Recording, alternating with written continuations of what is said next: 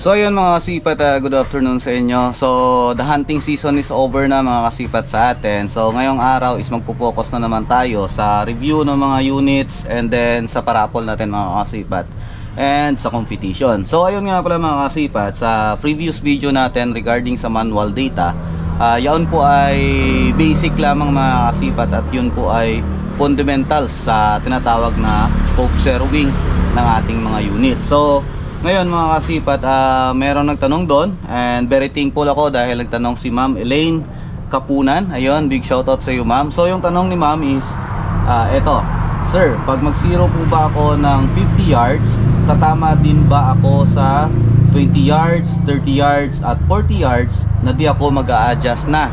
So ang ibig sabihin ni ma'am is magseserowing siya ng 50 yards and after that di na siya mag-a-adjust na kanyang reticle adjustment or ng kanyang turrets pati windage.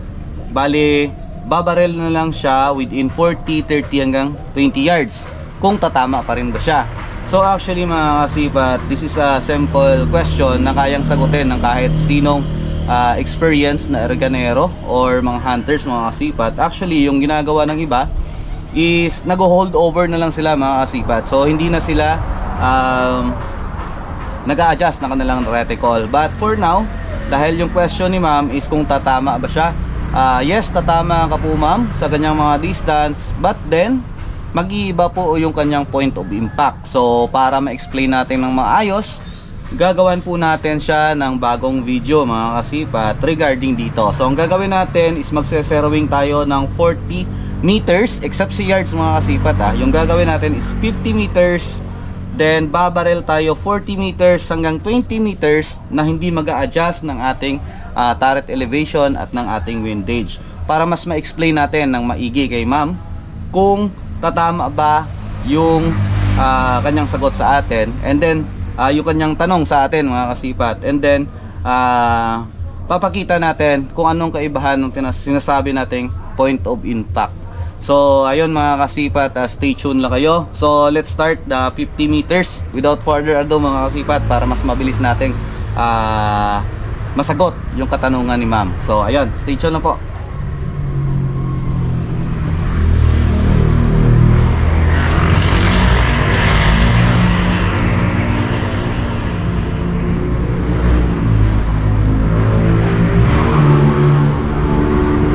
Okay, so mga kasipat, before pala tayo mag-start, for this video, yung gagamitin nating pellets is from Inferno Pellets mga kasipat. So ito po ay 26 grain mga kasipat yung gagamitin natin ngayon. So try natin i-zero sa 50 meters mga kasipat. So ito yung papel mga kasipat. So gagawa lang tayo ng point of aiming natin dyan. Puputok tayo and then try natin. So para sa point of aiming, so this is 50 meters firing. So ayan mga kasipat yung point of aiming natin, and then itapat natin yung ating dead center ng reticle natin dyan, yung floating dot natin. Firing. Okay, dahil yung hangin natin is nasa 150 bar na, so hindi na po tayo nakapagkarga dahil wala na pong laman yung ating scuba tank. So try natin ulit, firing again. Okay, so paiba-iba po yung ating patama at 50 meters. So subukan natin ulit mga kasipat.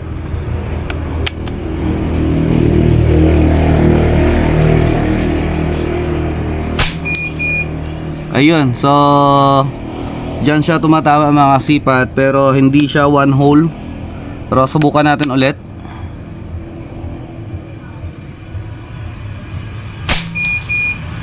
Okay, nandun siya tumatama mga kasipat. So ang ating gagawin is habulin natin yan.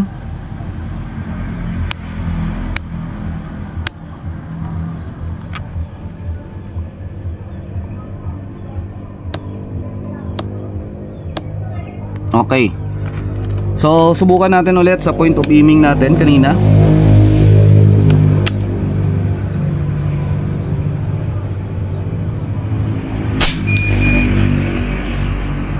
Sumobra ata tayo mga kasipat ng konti. So subukan na natin ulit.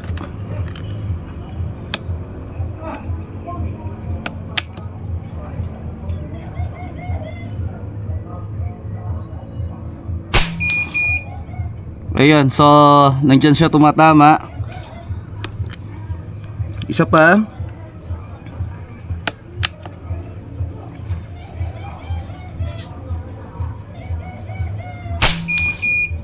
So ayan yung mga patamaan niya mga kasipat within 50 meters. So nagwa one hole na tayo sa last 3 shots natin.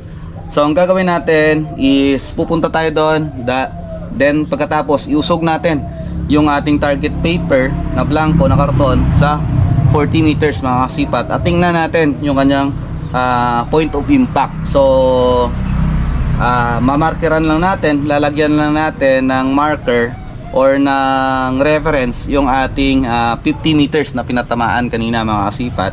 So para makita ni ma'am kung ano yung kaibahan nung patama from 50 meters to 40 meters mga kasipat. So naglagay na pala tayo dyan mga kasipat ng sukatan dahil wala akong rangefinder ngayon dahil iniram sa atin mga kasipat. So papakita ko sa inyo na yung area na yon is 50 meters. So stay tuned lang po. One hole na siya mga kasipat. So this is 50 meters. Ayan. So ang gagawin natin, dito rin tayo magpo point of aiming mga kasipat sa 40 meters mamaya, and then puputok tayo without adjusting our turret elevation and yung windage natin mga kasipat. So 26 green pellets ni Inferno pellets yung gamit natin mga kasipat, and this is 50 meters. Ayan, ito mga kasipat, this is 50 meters. So yung ating posisyon is nang doon sa gilid mga kasipat, nang doon lang sa gilid ng bahay namin. So 50 meters mga kasipat. So punta tayo ng 40 meters. So ayun mga kasipat, let's try the 40 meters mga kasipat. And ayun, hindi tayo mag adjust ng ating turret elevation at saka windage. So yung a-adjustin lang natin is yung kanyang magnification, yung kanyang parallax. It's because blurred po siya mga kasipat. So a-adjustin natin yan para mas magandang makita talaga yung mga patama natin. Ayan, so 40 meters. Okay, so recording na. Bigyan natin ng 3 pellets lang yung 40 meters every distance. Sample 40, bigyan natin ng 3 pellets, and then sa 30, 3 din hanggang 20 meters mga kasipat. So yung point of aiming natin is dito sa 50 meters. Ayan.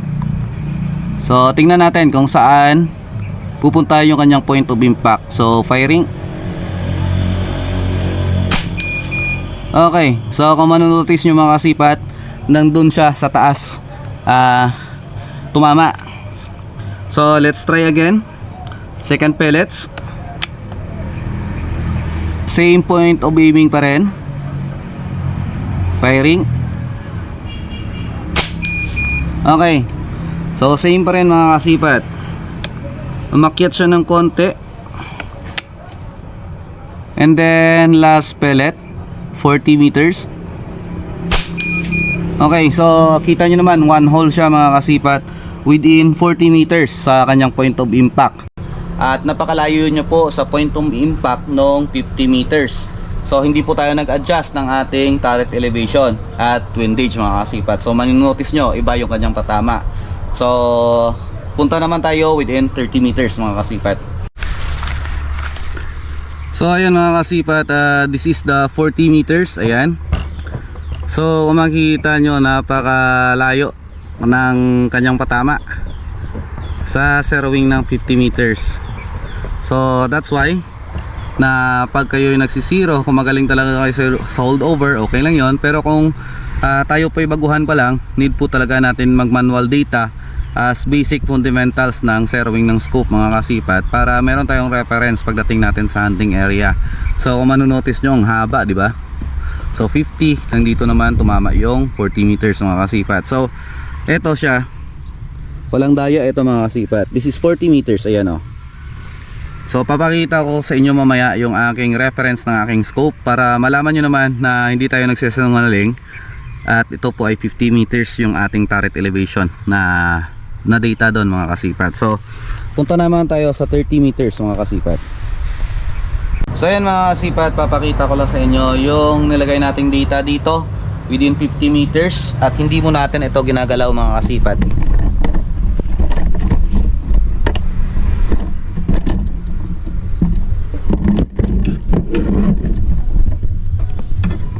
So ayan mga kasipat, yung ating turret adjustment. So hindi po natin niya ginagalaw. Para mag shoot po tayo is makikita nyo naman na nandyan pa rin siya mga kasipat. 50 and 40 meters is done. So didiretso na tayo sa 30 meters. So bago pala tayo mag-uumpisa sa 30 meters mga kasipat, magsa-shoutouts muna tayo. Kasi medyo sa lahat-lahat ng mga vlogs ko, hindi ako talaga masyadong makapag-shoutout mga kasipat. So ngayon, nilista na lang natin yung mga subscriber natin at mga supporters natin na full support sa atin na nagko-comment. So eto po sila. So big shoutout sa kay Sir Rodrigo Rosita from Quezon City as Tumbaga Hunter. So ayun sir, big shoutout sa inyo. Christian Castor, big shoutout sir. And one of my idol sa mga hunting mga kasipat, Boyet 39 Mix Vlog, ayun, big shoutout idol. Rex Hunter PH, ayun, so sir, big shoutout sa iyo. Drin Aguila, so Drin Aguila sir, big shoutout. This is one of the solid supporters sa ating mga vlog and sa ating mga parapol. So big shoutout sa iyo sir. Jomar Pama, so ayun, big shoutout. Sir Joey Padre, ayun, big shoutout sir. And to OFW Hunter, ayun sir, big shoutout sa inyo. Mac Hunters, so ayan, so big shout out sir Mac Hunters sir, ayun. And one of the best supporter ko naman mga kasipat. So isa sa mga pinaka-idolo ko talaga sa air gunning, especially sa hunting, Sir Ilocano Sniper PH, ayun, big shout out sa iyo sir. Maraming salamat po sa suporta. Eto, isang solid din na supporter natin nung nag-uumpisa pa lang ako sa tinatawag na hunting and air gunning. So Sir Walfer Aquino sir, big shout out sa inyo. Eto, isa din sa supporter natin, pinaka-solid. So Sir Mike Bello 23 TV, ayun, big shout out sir. So isa to sa mga membro ng ating Mercado community. May GC kami niyan. So big shout out sa iyo Sir Mike Bello. And supporter din natin siya sa ating mga parapol. So next is Mario Condi 2723 or MBC Mix Hunter ng walang address. So ayun, big shoutout sa iyo Sir Mario or MBC Mix Hunter. Ayun, big shoutout sa iyo sir. Halangguya Tech, big shoutout sa iyo sir from Niva Ecija. Ayun. So thank you so much. And ito yung pinaka the best, nakakilala ko lang sa ating mga parapol din. And pinapa-shoutout yung kanyang misis. Big shoutout kay Sir Reginald Joseph Ongko and Ma'am Marian Lu Ongko. So hindi po ito basta-basta. So shoutout from Philippines. Ayan, so sana in good health po kayo dyan sa Senegal, Africa. Ayun, so sa mga gustong pumunta ng Africa at makita ng live na leon sa wild, is meron doon. So ito po yung picture nila mag-asawa. So ayan, kung makikita nyo, parang confident pa talaga silang dalawa sa leon, no? Pinapicturean nila. Pero pag ako nyan, tatakbo na talaga ako nyan mga kasipat. So ayun.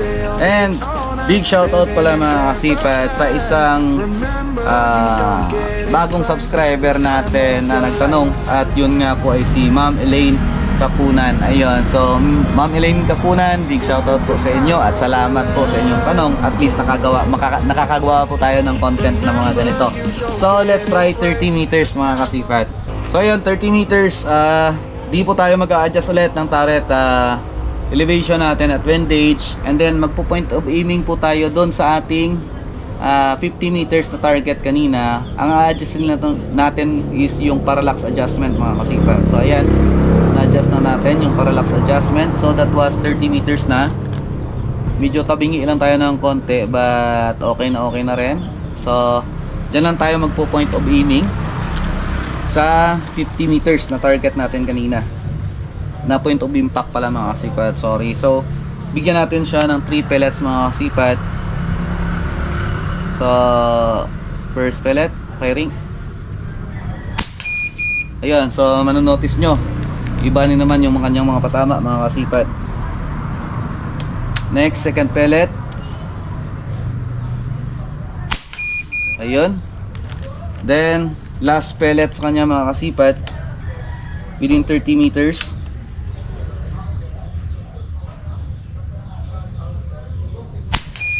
Ayun, so kung makikita nyo mga kasipat, one holding kanya yung kanyang patama, and the same time pala mga kasipat, yung ating FPS pala mga kasipat sa 26 grain pellet ni Inferno Pellets is 870 FPS mga kasipat. So meron tayong output pressure na 1.8 PSI mga kasipat.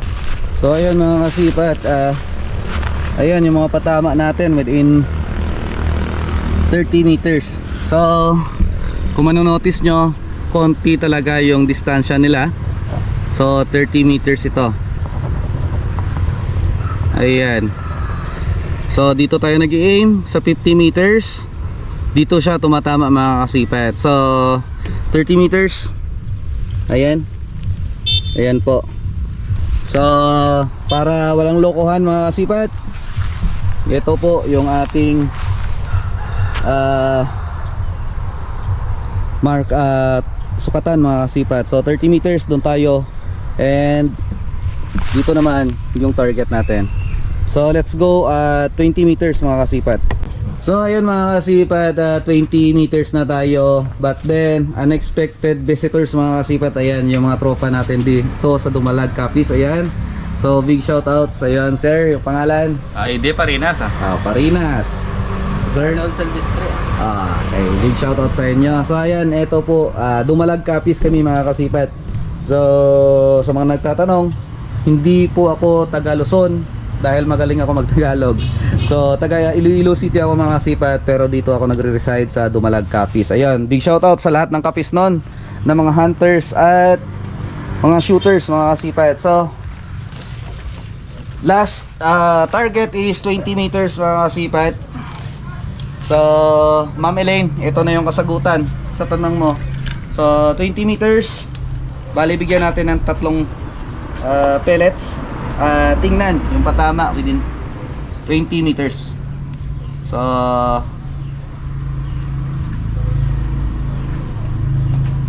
video. Ayan. So same pa rin mga kasipat, hindi tayo mag-a-adjust ng ating turret elevation ng turrets natin and ng windage. So yung ating i-adjust lang mga kasipat is yung ating parallax adjustment para makita nyo yung ating mga patama. So ayan, so let's check. Ayan, so recording na. And then yung point of aiming natin mga kasipat is nandito pa rin sa 50 meters. So yung ating palang magnification mga kasipat is minaximize ko na hanggang 40x magnification. And yung gamit nating scope is Athlon 10 to 40x 56mm mga kasipat. So this is the second focal plane mga kasipat. So hindi ito first focal plane, but then ito po ay glass edge mga kasipat. So let's try 20 meters. Firing first pellet within 20. Ayan mga kasipat, kung manotice nyo, bumaba siya. So second pellet, firing. Okay, so kung manonotice nyo mga kasipat nasa tabi lang siya ng 40 meters na point of impact. So let's try again, last pellet sa kanya.